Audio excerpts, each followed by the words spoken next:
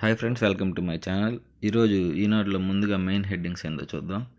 First వచ్చేసరికి గొడ్డలిపోటును గుండెపోటుగా మార్చింది ఎవరు అని నిన్న పెనుగొండ సభలో చంద్రబాబు నాయుడు వ్యాఖ్యానించారు. ఆ గొడ్డలి ఇచ్చింది ఎవరని చెల్లెలు సునీత ప్రశ్నిస్తుందని చెప్పేసి అడిగారు. సాక్షిలో తప్పుడు రాతలు రాస్తూ జగన్ నాటకాలు ఆడుతున్నారని, బాబాయ్ హత్యపై చర్యకు సిద్ధమా, వాలంటీర్ వ్యవస్థను కొనసాగిస్తామని హామీ ఇచ్చారు.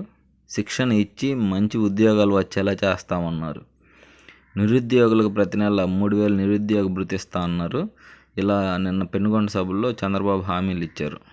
ఇంకో న్యూస్ వచ్చేసరికి మనకేంటంటే సుప్రీంకోర్టు నేను ఒక తీర్పు ఇచ్చింది, దాని గురించి రాశారు. లంచం తీసుకొని సభలో ఓటేయడం నేరం.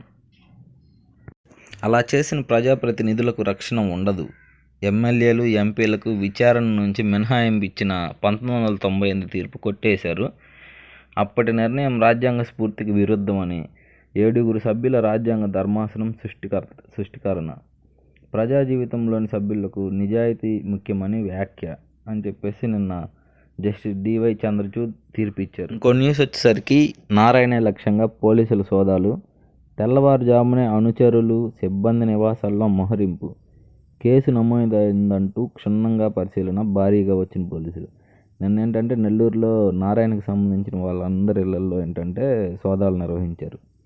ఇంకో న్యూస్ వచ్చేసరికి రిషికొండ సాగుదాం, రాజకోట రహస్యమా. 450 కోట్లు కుమ్మరించి భవనాల నిర్మాణం. ఎందుకు వినియోగించకపోతున్నారు చెప్పలేని అయోమయం. సీఎం సరే అంటే సీఎంఓ లేదంటే రిసార్ట్ అంట. జగన్ ప్రభుత్వానికి కేంద్రం జలక్.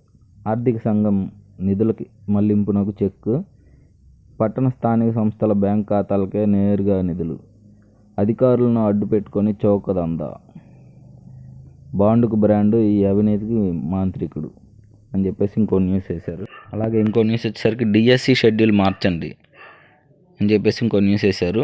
టెట్కి డిఎస్సికి మధ్య 4 వారాల సమయం ఇవ్వండి. రాష్ట్ర ప్రభుత్వానికి హైకోర్టు ఆదేశం.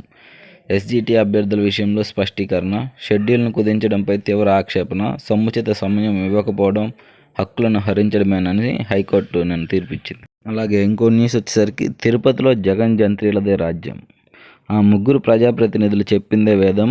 ఐఏఎస్, ఐపీఎస్ ఎవరైనా వారికి జుహుజూర్ అనాల్సిందే. సస్పెండ్ అయినా, కెరీర్ నాశనమైన, అక్రమాలకు కొట్టాల్సిందే.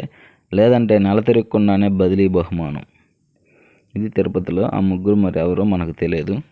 ఆ 3 ఎవరో తెలిస్తే మీరు కింద కామెంట్ చేయండి.